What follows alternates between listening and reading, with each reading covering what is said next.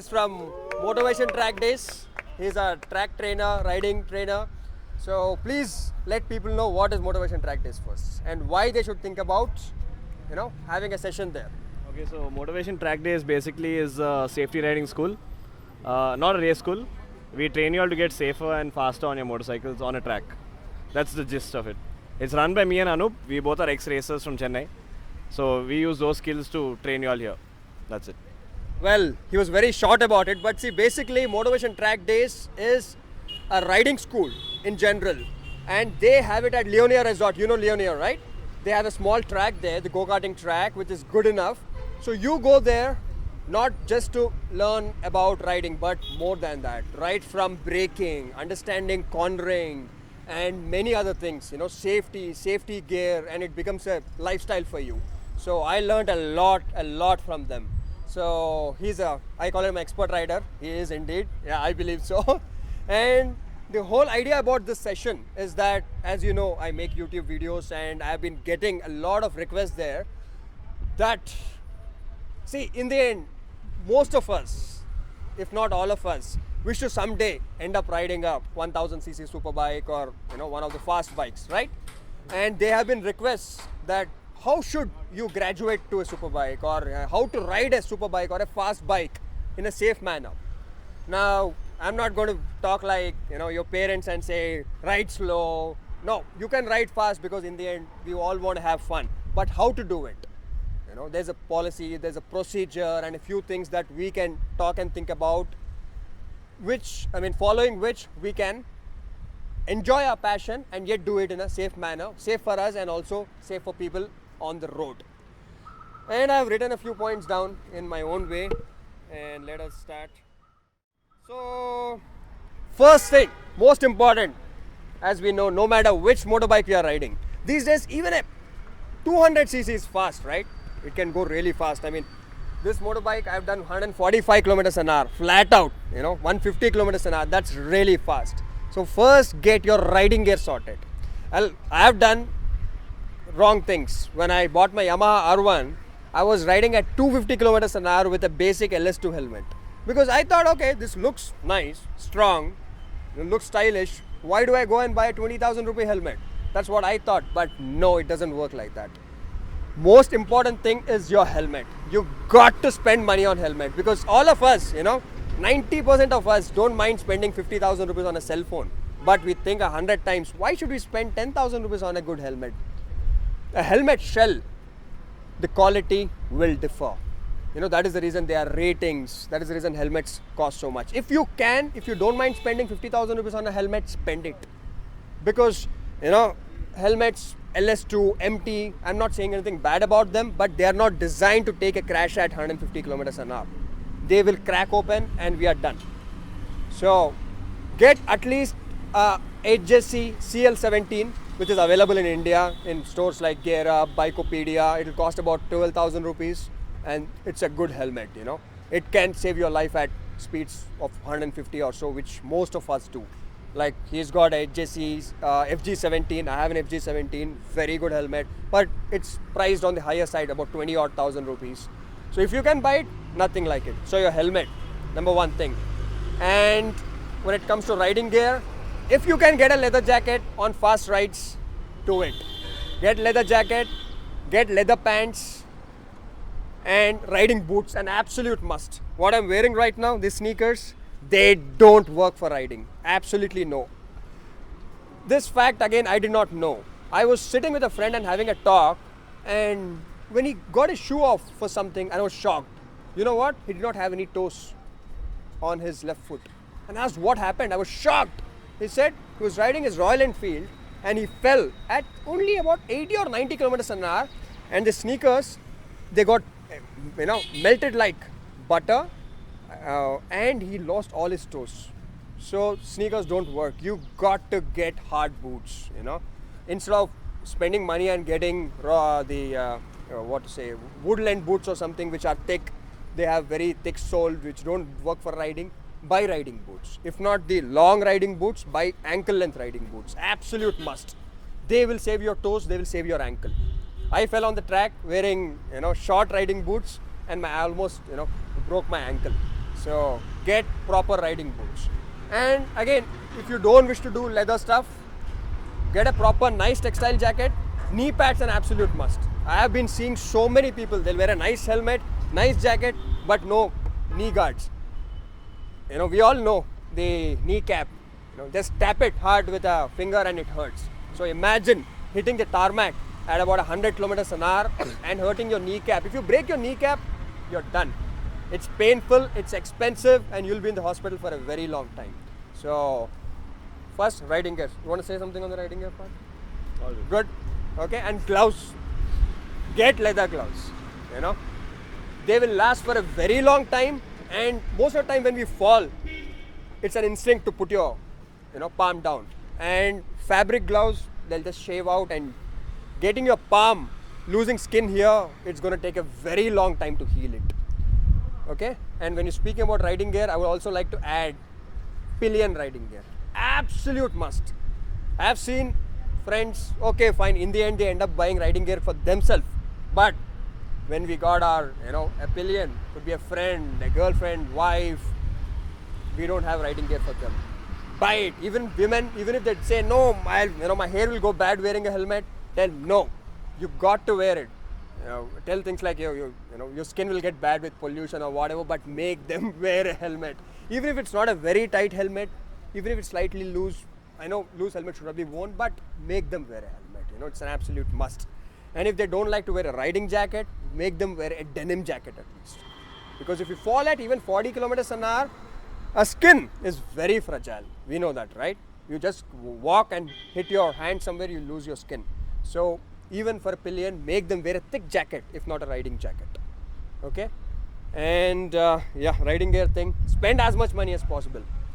If you spend a lakh on riding gear, do it. Don't compromise there at all. Okay, double tap, and then upgrading to a Superbike. Now, there is nothing wrong in going from a 150 to 1000 if you can manage it, if you have the maturity level to handle the throttle, but it's not recommended. It's not that way that we go. The best way these days, see, when I started riding Superbikes probably 5 years ago, 6 years ago, there were no bikes like Duke 390 or RC, right? So we only had 200cc motorbikes and we had to go to 1000. But these days we are blessed to have motorbikes like a Duke or an RC 390. So the best way, if you're riding a 150cc, get a friend's Duke or an RC, spend enough time on it.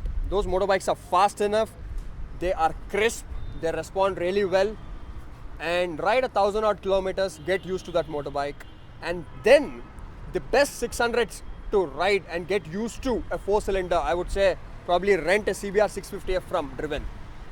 It's got enough power, enough torque, sporty handling, and it'll be a good stepping stone for you to understand. And then ride a CBR 650F for probably 1000 odd kilometers, get used to it, then you're set to go to 1000. On 1000, the most important thing is the throttle response. Forget traction control, forget all this, but we still have to know how to, and throttle response, he's going to speak about it. Later on, we'll get to that point. So this is the way. Get to a Duke or an RC, the best motorbikes, best trainers, then get to a CBR 650F or something, and then you're set. After that, you can ride a Busa or whatever, you're good there. So next, surface analysis. This is the most critical thing in our country, because the road might look good, it'll still have sand, it'll still have gravel. So we could be on a good road and all of a sudden you'll see, most of the time what we do, we get into a groove of riding fast, riding the bike, but we don't analyze the surface. We're only looking forward, but we're not looking onto the ground. So we should somehow find a way to understand that, okay, this surface has got sand, this surface has got gravel, and also, like for example, our ORR, it looks like a free open road, but no. I went one time onto the ORR illegally and I was riding my R1 at 250 kilometers an hour, but the thing is that the surface, so you know, you just said that on camera. No problem, that's fine. We all do stuff, Most of the things in life which are pleasurable are either illegal or a sin. So, when you get out to the ORR, when you're riding on the ORR, or even driving, when you're driving a car on the ORR, you can see the surface is uneven. So the smallest bump, the smallest uneven thing on a surface, the faster you go, the harder your suspension is going to react. And on a motorbike, your front end is everything. If you lose your front end, that is how tank slappers and all that happen. If you're doing 200 kilometers an hour and you hit an uneven surface, you'll start to lose the front end. So be very, very careful there. Analyze the surface. Is the surface good for me to open throttle hard? Is the surface good for me to brake hard? So all that I mean to say is that there will be sand, there will be gravel on our surface. Be very careful. And I'll also like to add cornering. We all like to corner, right? We see a corner and we say, just lean the bike into it and go into it. But cornering is an art that has to be learned. Has to be, you know. I mean, I was bad. I used to lean the bike so much with all wrong body positioning and everything. It's very unsafe, you know. Anyone can lean the bike into a corner, but doing it in a safe manner, that is what we got to learn, and that is what schools like Motivation Track Days teach you. So naturally, we might be good in putting a bike into a corner, but till the time you learn it, I would say, don't push yourself into it. And no. See, what happens is that no corner is safe, first of all. You know, you're committing to it, right? Once you're in a corner, you're committing to it already. Because you're in a corner, if you don't know the corner, for example, if you've gone to a road, now you don't know, is there a pothole? Or what will be the corner exit?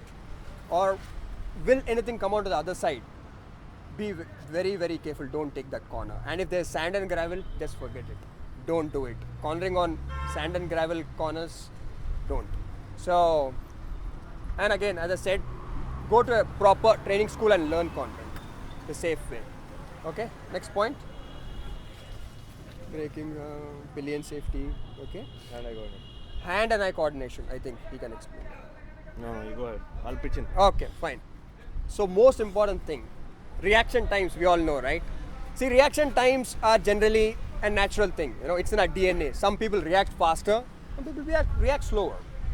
And it can be trained. You can train yourself for reaction times. But the most important thing is hand and eye coordination. It is taught in everything. What we got to focus on is when you are riding a fast motorbike, most important thing, eyes on the road straight. You know, we all like to admire beauty, right? There'll be nice women on the road. Okay, look left, look right. Can't do it when you're riding a superbike or a fast bike. This does not work, you know. You might look at her, wow, you're done. You already gone 100 meters. Cannot do that. So eyes on the road, hand and eye coordination is that cover your front brake at all times. Just keep your finger up there, you know. So, Both levers. yeah, both cover them and be ready for anything. So, the moment you see something, it has to be a second nature.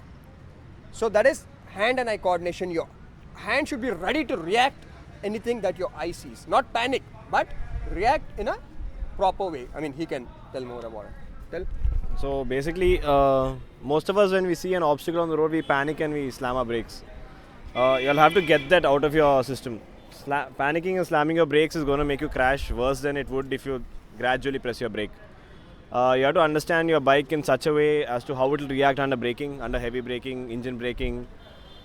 So all that takes time to learn, but if you learn it and you understand your bike, then you're good to go.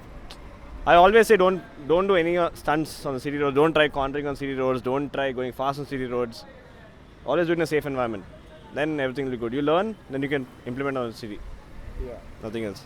So most important thing, eyes on the road. You know, See, eyes right in the front. Yeah, we have this thing in track where we say where you see is where you go. True. So if you're looking down, you'll eventually go down. You're looking front, you'll go front. It's like that. So always look where you want to go. Everything will be good. All right. Next point. Temptation. Temptation. I'm not speaking about other temptations, but temptation of speed, which I get very tempted. All right. But on a superbike, they can do 300 kilometers an hour. But it doesn't mean we do 300 kilometers an hour. Because number one, our roads don't permit it. And the public roads, anything can happen. A dog can run in front. Or, bad surface. Person can come in. Anything can happen. So we got to resist that temptation of going really fast. I mean, if a road is stretched, you know it really well. You've been there many times. Probably you can try going a little faster, but if a bike can do 300, it does not mean you say that I have to do 300. You know, I've never done 300. So resist that temptation. And also another temptation, that is if you're riding in a group or riding with someone else. See, everyone's ability of riding is different. The motorbike could be different, and the time spent on that motorbike is varies, you know. So the way we handle a machine is completely different from rider to rider. So say you're riding a fast motorbike, your friend is riding another fast motorbike. He overtakes you and he's going really fast. He's going 220, 230. Don't try to. You know, don't get that competition thing. Competition good on the track but not on the road. Don't get tempted and say, I have to get him, I have to overtake him. This is where accidents happen. You know, this is where we end up pushing beyond our limit. So that temptation, we have to resist it. It's easier said than done, but you know, at least try to do it. So good. Next. Other rider competition. Yeah, so we covered that also. I call it a pre-flight check. Pre-flight check means, you know, checking your motorbike every time before you ride your motorbike. It's critical. I mean, we know a motorbike, I just got it serviced, I'm riding it every day. So if you have to go for a ride in the morning, just put on your gear, put on the key, go away. No. Take a walk around your motorbike first. Check for fluid leakages. Your brake fluid could be leaking. You never know, you know. Some rat could have chewed off your brake lines. Small leakage, we never know. We can lose hydraulic pressure. That. And check for any wires, any issues, any nut bolts have fallen off anywhere. Sit on your bike. First, check the brakes. You still have the brake pressure or not before starting to ride. And then get onto your motorbike. Every time do it. Every time take a walk around the motorbike. Anything you want to add on, Nikhil? So basically what I do every morning is I start my bike. While it's warming up and I'm putting on my jacket and helmet, I walk around it. I check the tire pressure, I check to see if there's any leakage from my coolant, because KTMs tend to leak coolant sometimes. Check your brakes, check your gear, check whatever it is, okay? And I also clean your headlight, your tail lamp, your indicators, because in these roads they get dirty. After that you're good to go. That's what I do. While warming the bike up, I do that, then I sit on the bike and I go. That's it. Air pressure, critical, especially on a fast motorbike. You've got to have it as correct as possible, you know. Low air pressure is not good, high air pressure is not good. See, I'm not saying that every day morning put an air pressure gauge and check it. But if it's your motorbike that you ride often, even just pressing with your hand, you can understand, you know, if it's kind of good to go or not. And get your air pressure checked regularly. If your tires are good, rims are good, probably once in 20 days, but get it checked. I have seen people lose, "Arey, 2 months pehle check kara air pressure, 2 months pehle nahi hota," you know, it will keep going down. So its air is not sealed. It will leak out of the tire, you know that? Out of the tire surface, it will leak out slowly. So very important to do that. Next. Yeah, and even when you're on a long ride, probably going from Hyderabad to Bangalore, do the same kind of checks whenever you stop for a tea thing or fuel stop. Just take a look around your bike, you know, it'll, because if something small has started, probably you're dropping engine oil or, you know, or coolant or anything. Instead of, say for example, you're dropping coolant, you know, coolant hose is leaking. If you keep riding like that, you'll seize your engine. You know, it'll overheat and you're done. But on a fuel stop, if you know, oh God, I'm dropping engine oil, probably you can buy a liter of engine oil, keep topping it up and get to some other place and fix it.